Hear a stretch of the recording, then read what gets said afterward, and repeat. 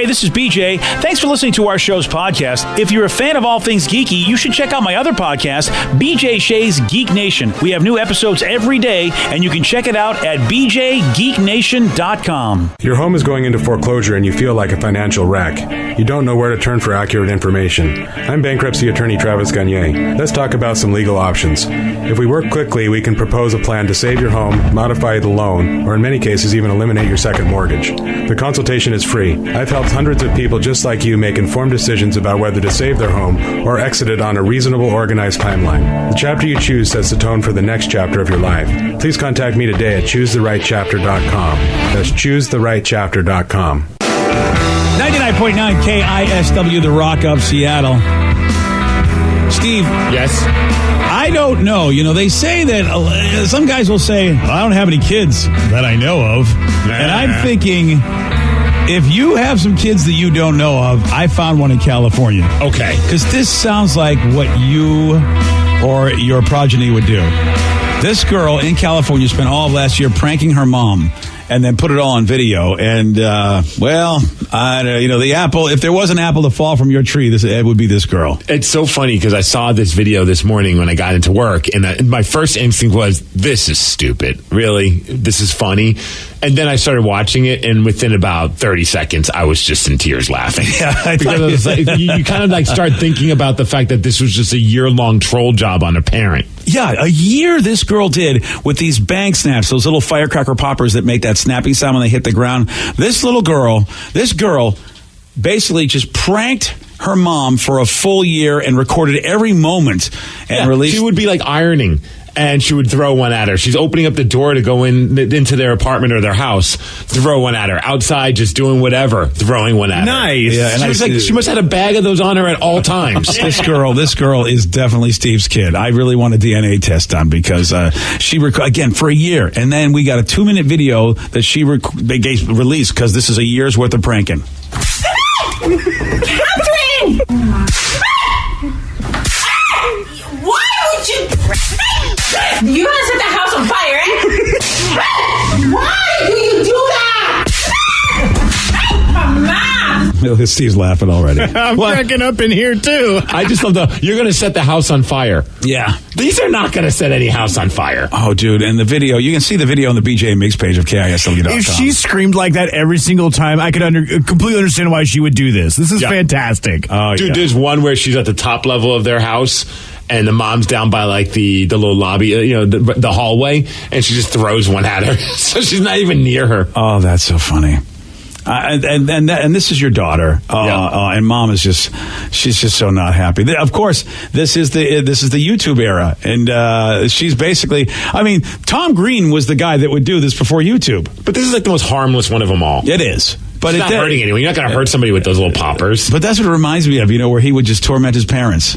And, for a whole year she did this and then made a compilation video. I like that the chick said, let's see what 2019 has in store for us. Yeah. How's she going to take it up a level? What does she do next time? Use actual firecrackers. Like the ones that sound really loud. Yeah. That's not cool. That's what I used to do to my mom. You would throw firecrackers at your mom? Yeah, like black cats. Jerk. Well, not at her, but like in her vicinity, so that way it would scare her. We had the bottle rockets. We would like shoot them at people in our neighborhood. That was fun. But like friends, like you wouldn't do it to the strangers. And maybe not your mother. Definitely not my mother. My mother would beat me bad if I did that. Yeah. But we would have it so that you'd start running, and you'd have to get a head start, and then you'd have the bottle rocket pointed down the ground towards that person, then you'd light it off, and you'd see if it hits them. Yeah.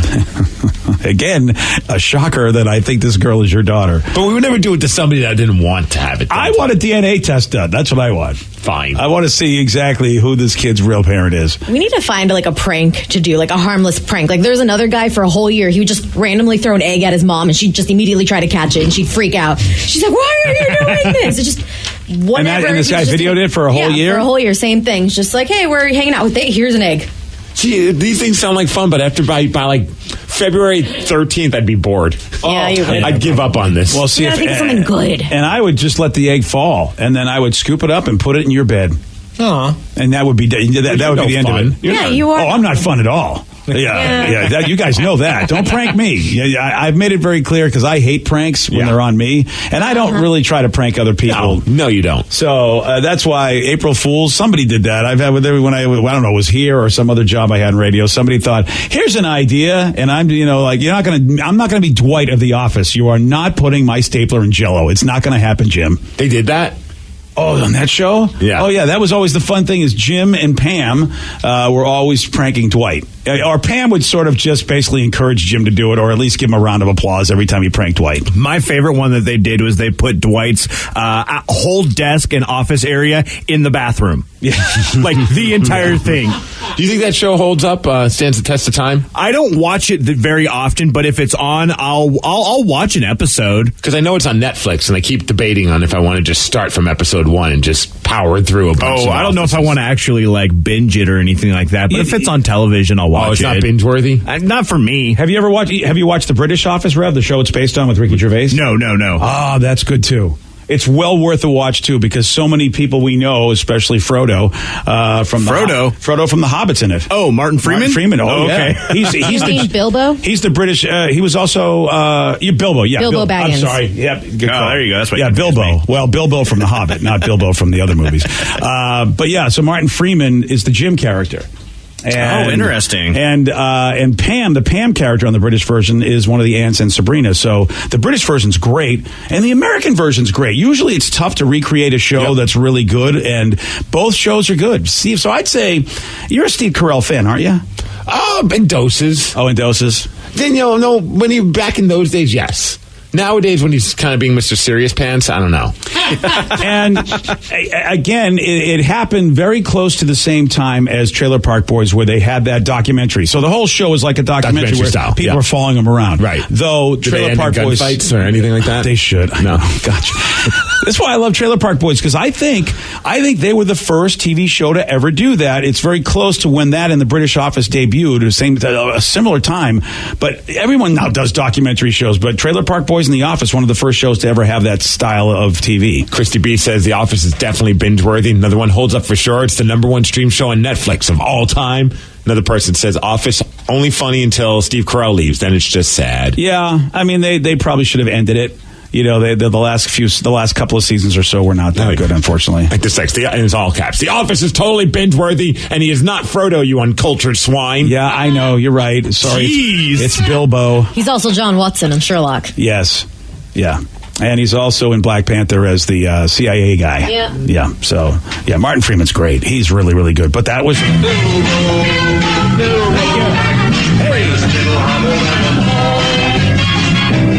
Am I really an uncultured swine? Yes. Wow. Man, oh man! See, now you can see why. If you make a mistake in this business, you're done. You know, just like the. Granted, it's not the same thing, but there was that weatherman recently just got fired for the Martin Luther King thing. Yeah. Do you know it's the 4th time that's happened? I know. I didn't realize it happened so much. The same exact flub. 4 times that's happened. So at this point, you got to look at it and how, like, the words all connect together. I can't imagine that 4 people decided this is my moment to shine as a racist. You're absolutely right. It's really sad. First one, you're like, oh, dude. Second one, you're like, that sucks. Third one, I think it was even like Mike, Mike Greenberg, I think, said it once. Oh, I didn't know that. I think. Oh, wow. And clearly it didn't kill his career. But at some point, you got to think, maybe these people, their heart's not in a negative place, and it just so happened that it's just a poor connection of words. It hit close to home for me because the last one happened in Rochester, New York, and I know the TV station and I know that city. They have an African American mayor, and she is very, very upset about this.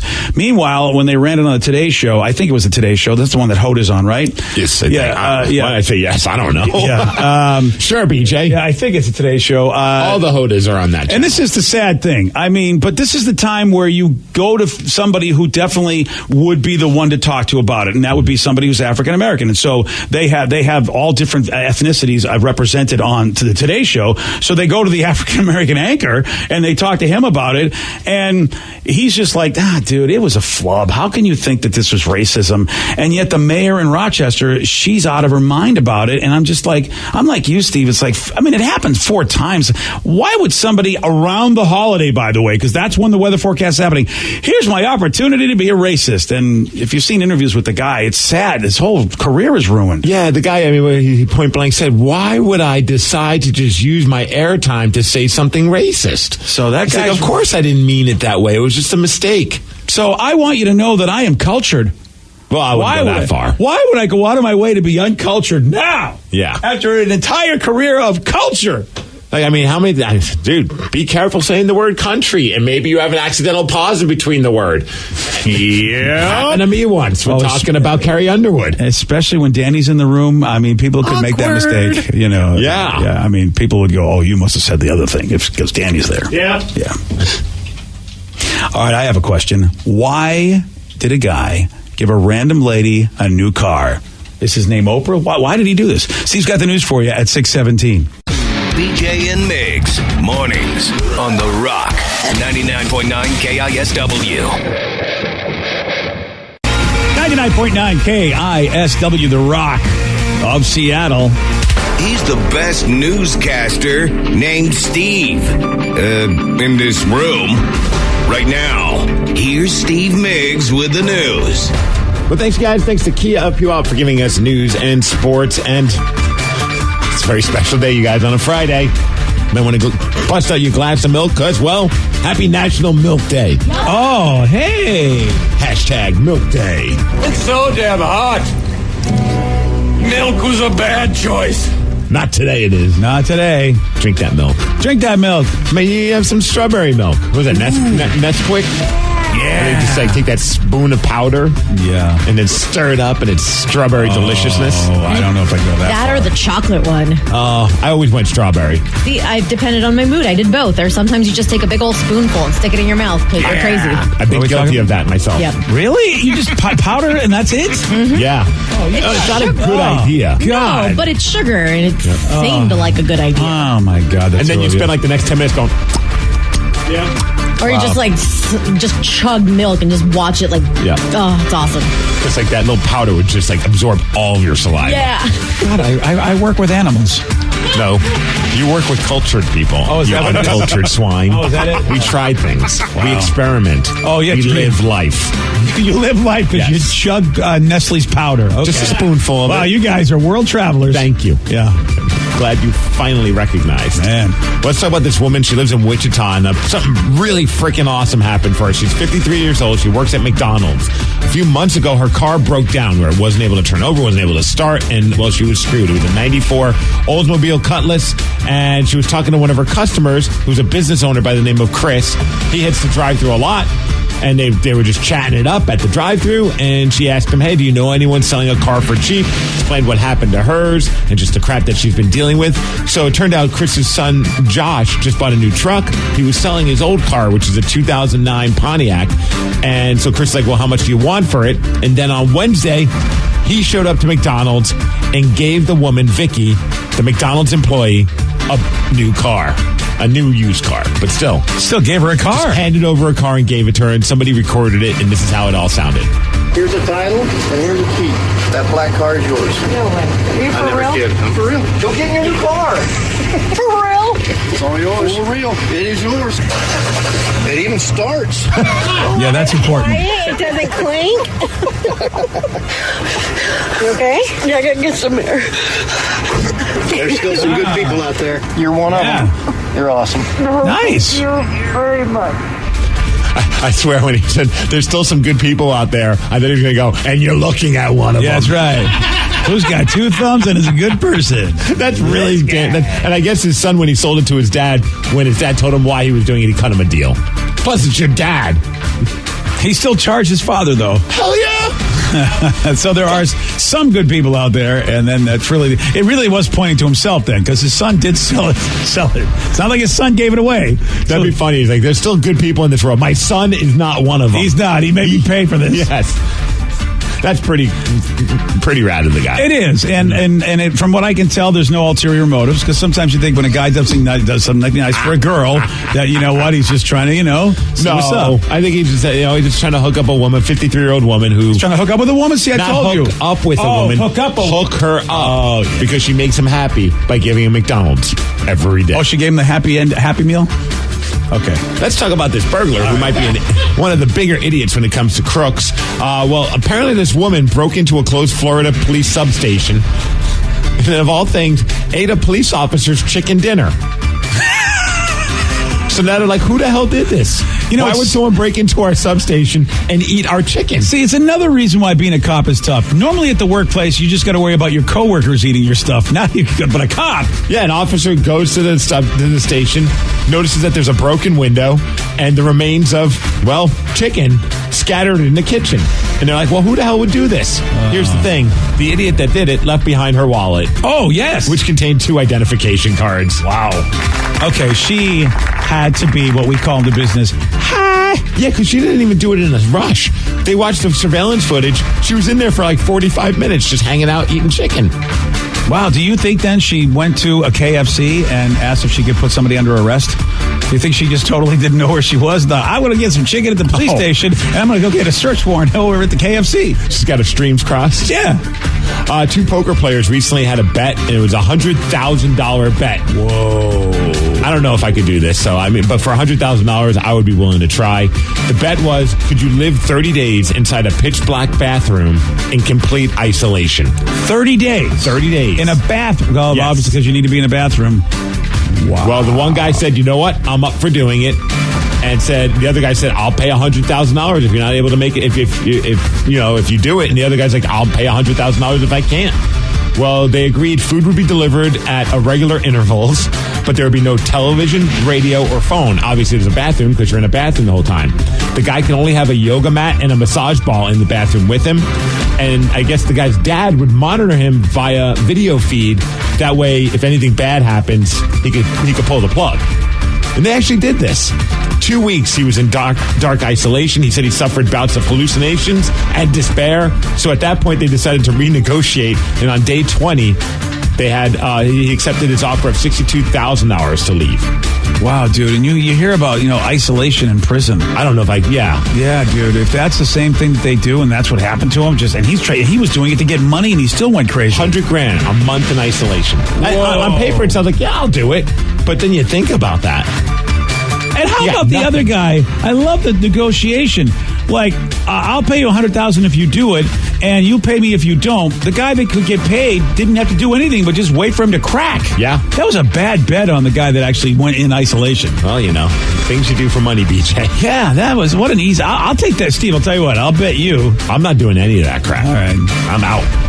Hey, enjoy getting around town because of the Seattle squeeze. Oh, it's over. Yep, today's the day. Yeah. Viaduct shut down. I had a couple day. buddies. I saw that they posted stories and pictures of them traveling over the viaduct one last time, which, in my opinion, is still my favorite view when you finally hit that point. It really is an awesome view. When you see the water and the skyline and the Seattle wheel, that is such a cool spot. But it's going to be a mess, obviously, traffic-wise. Also, parking-wise. A lot of parking spots are going to be gone in that area because of all the stuff that's going on. As far as weather, 52 degrees. And thanks to AmeriGroup.com for giving us news and sports. And this Sunday, if you want to come hang out with me, I'm going to be wrestling. What? You're back? I'm in Everett, baby. Oh, he's back. Going to the Normanna Lodge. You can see it's right by the arena over there on Oaks Ave. And it all starts at 3:30 in the afternoon on Sunday. Well, I'd like to encourage all the children to yell at you. Oh, and I'll yell back. This ain't no daycare, BJ. There ain't no daycare. And kids get in free if you buy a ticket. Like, you can bring your kid for free. That's what it is. And really, kind of is. Under 10. That's why there's a bunch of annoying kids yelling at me during these And matches. that is an attraction. I don't know if you know it, but Steve Miggs, of course. What are you broadcast superstar? I'm local celebrity, Twitter verified, Steve Miggs. Yeah. What we've found is that the children, for some reason, really can't stand Steve, and they will now just fight with him. They'll yell at him, and it's encouraged, from what I understand. One of them said that they effing hate me. Wait, the kid said that? The last time I did a move, I looked at him because he was chirping me the whole time. I'm like, hi, what do you think now? And he just looks at me and goes, I effing hate you. And I was like, wow. Whoa. Under 10. Oh, damn, dude. I looked at the parents, and they're just like, we agree. Hey, everyone's raised differently, BJ. Yeah, they are. I'm telling you, Steve, in 50 years, the F word is probably going to be everywhere. Well, in that kid's household, apparently it is. Yeah, it's nuts. Another kid was being held back by her dad. the last one. This is insane. It's just it's pure bedlam, BJ. It is bedlam, man. And it's the children. I mean, people have to be worried about the adults. You have to be worried about the children. The adults are how well behaved. It's the children. They've lost their mind, BJ. Wow, so that's this Sunday. This Sunday in Everett at the Normanna Lodge. All right, and there's a bar there, so you can get drunk and watch kids yell at me. Oh, that's great. Boy, let's hope that the kids aren't getting drunk. That's because that makes it even worse. They might be. Gosh. No, there's a bar area. The kids can't go to the bar part. That's where you have to go to escape the screaming children. Yeah. That's awesome. And the parents, what a great idea. You know what? If you're tired of your kids, let them come yell at Steve. Right. You just show up, you enjoy some wrestling, and you let your kids just go nuts. By the time you go home, they'll pass out. Yeah, that's a great idea. All thanks to Steve, local celebrity, Twitter verified. Thank you. All right, here's a question. I want to know what you guys think. What do you think is riskier? Okay. Double dipping or the 5-second rule? And we know what double dipping is, where somebody eats a chip and then takes that same eaten chip and dips it again. Or like a mozzarella stick, eats a bite of a mozzarella stick. Or a chicken wing and then dips again. Which I think, though, if you flip it and it's not touching the part that was bit, I think that's fine. Yeah, I agree with that. Yeah. I obviously can see the answer in front of me, but I would tell you I know the answer anyway because of the parties I host and what's happened. In the course of time, over the years that I've hosted parties, there has been definitely a significant change to what's considered etiquette. Okay, I'm going to go with, if I had to pick between the two, I would rather pick something off the floor and eat it than have to watch somebody double dip. Ugh. Not because they're double dipping the food part, but what I see happening, and maybe this is what you're talking about, BJ, I see people when they dip again, their fingers are getting in the damn dip. Oh. They're just slobs. So they're dipping because now all of a sudden they have a smaller piece of whatever food. That's true. And they're getting in that chip for another dip, and you just see the tips of their fingers getting in that freaking dip. And I'm like, no, you gotta throw that dip out the window after that. Yeah. Jeez. I would rather that, though, than the floor, because then I get in my head about it. I'm like, but what if somebody stepped on here, and what if they stepped in dog poo earlier? Like, what if poo particles are on the ground and I'm eating poo particles? Well, I think you got to assess the floor situation. I don't know the floor. I've worked at a tattoo shop briefly, so I am just very the floor is just gross. Well, I mean, that's a tattoo shop. You're not necessarily having hors d'oeuvres at the tattoo shop. I know, but in my head now, all floors are gross and dirty. Okay. Well, I just double dip. All right, we have a winner, and it's not Vicky. It is true that if they're saying double dipping is actually worse for you. A bowl of dip where someone's double dip is filled with more bacteria than the average floor. And when you dip a chip into a double dip bowl, it picks up way more bacteria than you would if someone hadn't double dipped. And we're talking germs like the cold, the flu, stuff like that. And this is the time of year where, nobody wants any of that. I've noticed this because over the years, you just could put out dip. You could put out hummus. You could put out whatever you want. People had no problem. Now people ask for spoons. They go, you got any spoons for these? Yeah. They just, and so just put a little helping of the dipping sauce on their plate. That's what everybody does now, yeah. That's what I do with the mozzarella sticks if I'm somewhere where we're all sharing. I just grab a little of the sauce, put it on there. One person brought up a point, I never think about that with the whole flip of the mozzarella stick. Dallas says if you spin the food, now you're dipping what was on their fingers, and now that's in the dip. Oh! I know, and that's why I can't. Damn it! That's what I used to do, and I can't do it anymore. Never double dip. So what I do is what you do is I have to grab the container, get my mozzarella stick, and just basically cover it in the marinara. Oh, you treat it like a hot dog and you put mustard on it? Exactly, yeah. I always do, I grab it in the middle, so it's almost like a baton. So it's dip this side, then dip this side. So I'm only touching the middle. This is too much work. Look at you acrobat. This really bothers you guys that much? Both of them? Like double dipping and floor stuff? The floor stuff doesn't bother me at all. Double dipping doesn't bother me until I see someone's finger touch the sauce. See, neither that one drives of me those. nuts. That sounds like a euphemism. Mm-hmm. I double dip all the time, so don't ever party with me. You're not coming to my parties. No, Danny. I have been to your party, Rev. Yeah, you're never coming back. You've been banned. Oh, okay. Danny, there'll be spoons for you. Yeah, it doesn't bother me. Of course it doesn't bother you. You're the one double dipping. No, Nobody but else is. if I saw you do it, it wouldn't bother me. I'd still eat the dip. Really? Germs don't bother me that much. Wow, he's the anti-Vicky. No, I mean, I lean with Danny on the side of I don't get freaked out about germs. And it's a little bit different, granted, but whenever we go shopping and we're in an escalator, my wife gets so freaked out when I touch the handles. And she's like, what are you doing? Do you know how many germs are on that?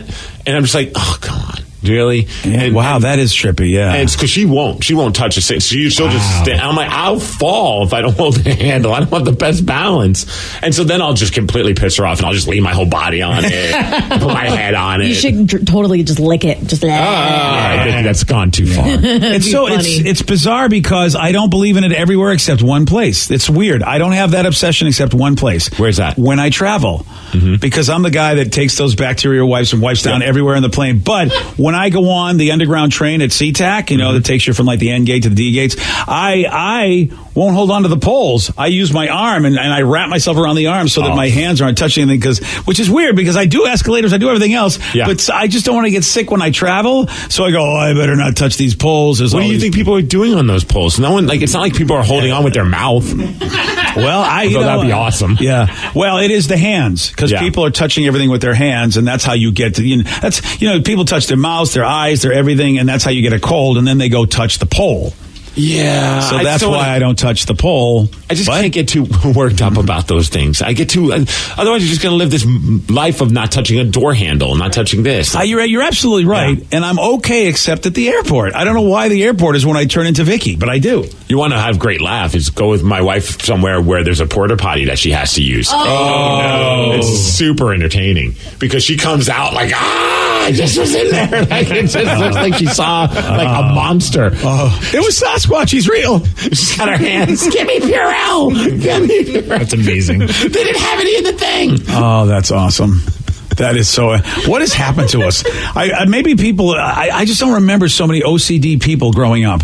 Yeah. But it seems like so many people are. I mean, I know so many people that are like Purell monsters. It's like they just want to basically just, hazmat themselves. I wonder if it's because we didn't have Purell back then, so we just had to make do. You had to just accept that, you know what, you're just bound to touch germs. Now we have these things, so people are like, I can circumvent it by having a little bottle of Purell in my bag. Yeah, I know. Isn't that nuts that we become that? All right, yesterday, Steve... yeah. My wife made a very good point. She just texted me, goes, and people don't wash their hands. Oh, boy. Solid point. Dude, I was in the bathroom. This woman just full on just did a number 2. And then I heard her leave, and she did not wash her hands. If you don't see it or if you don't think about it, it just goes away. It does not go away. That's how you get pink eye, Danny. How many times have you had pink eye, Danny? Never. Well, then I rest my case. I don't want pink eye. Steve, I don't know why your wife and Vicky don't hang out because they are both like Purell monsters. They're Purell sisters. See, I'm a germaphobe like his wife, but like a weird R&B band. Yeah. Coming to the Snoqualmie Casino, one night only. The Purell sisters. The Purell sisters. It's the cleanest show in the Northwest. There's no meet and greet. We don't want to touch you. No meet and greet. It's a nod. Everybody. It's a meet and nod. It does sound like a Lawrence Welk band, actually. I'm a Lawrence Welk, and here they are, the cleanest band, the Purell sisters. I feel like I'm just like Steve and his wife's child, because I'm a germaphobe like his wife, but I am just as disgusting as he is. You say child, but you're, I think, the same age as his wife, aren't you? No. She's 3 years older than I am. What are you? They're 29. Yeah. 2. No, 2 years older, yeah, because I know she's only a year older than my son. That's why I know that she's not that much older. So, no, you couldn't be their child. I could be Steve's child if he actually got laid in high school. Adoption, you never know, man. Yeah, you can adopt me. Yeah, you know what? Good luck to you on that adoption. My dad's been bribing you with fruit snacks, which, by the way, I have some in my bag for you. Nice. Tell your father, please. No, you get nothing. I like chocolate. No, you get nothing. He doesn't like chocolate. This is a bonding moment between me and Juan. You know what? I'm going to start bonding with your dad. I'm going to start sending him Star Trek videos. Go ahead. Yeah. And he'll probably I don't know what he'll do, but he'll probably adopt go, you? Look at me, what is this crap? Exactly. He'll go, Steve. Roseanne. Steve. Yeah. What am I supposed to do with this? He'll be like, why is your stupid coworker sending me things? It's like, are you looking at the porn again? What? Sorry. Yesterday, Steve, he did get this one right. Stephen King published 5 novels in the 70s and 80s under what pseudonym? Vin Diesel. No. Nice. Oh, man. Bachman. Bachman Turner Overdrive. Richard Bachman. Yes. Wow. Yeah. Nice job, buddy. Thank you. Yeah. You want a shot at beating Steve? Sure. I know it bums you out to be in the presence of such a genius Is person. that what it is? Yeah. It must be what it is. 206-421-ROCK. You want to play greatness? Thank you. Well, you can. Beat Miggs at 647 on The Rock. Today's podcast was brought to you by Travis Gagne, bankruptcy attorney. Here's another question from a listener. If I can't afford to pay my bills, how am I going to afford attorneys and bankruptcy fees? You know, one of the things people ask me all the time as a bankruptcy lawyer is that how am I going to pay all these fees and costs because I'm here because I can't afford to pay my bills. And of course we understand that. I mean, being in the bankruptcy field. But you know, one of the things to remember is that if you decide, once you make the decision to file bankruptcy, you can stop paying on all of the creditors that are going to be included in the bankruptcy, and those are the funds that you can use that you have been paying your creditors to pay your attorney fees and court costs to get your case filed. And once your case is filed, you're not going to have most of those payments anymore. Thanks, Travis. If you have more questions about bankruptcy, you can reach out to Travis anytime at choosetherightchapter.com. That's choosetherightchapter.com. Thanks for listening.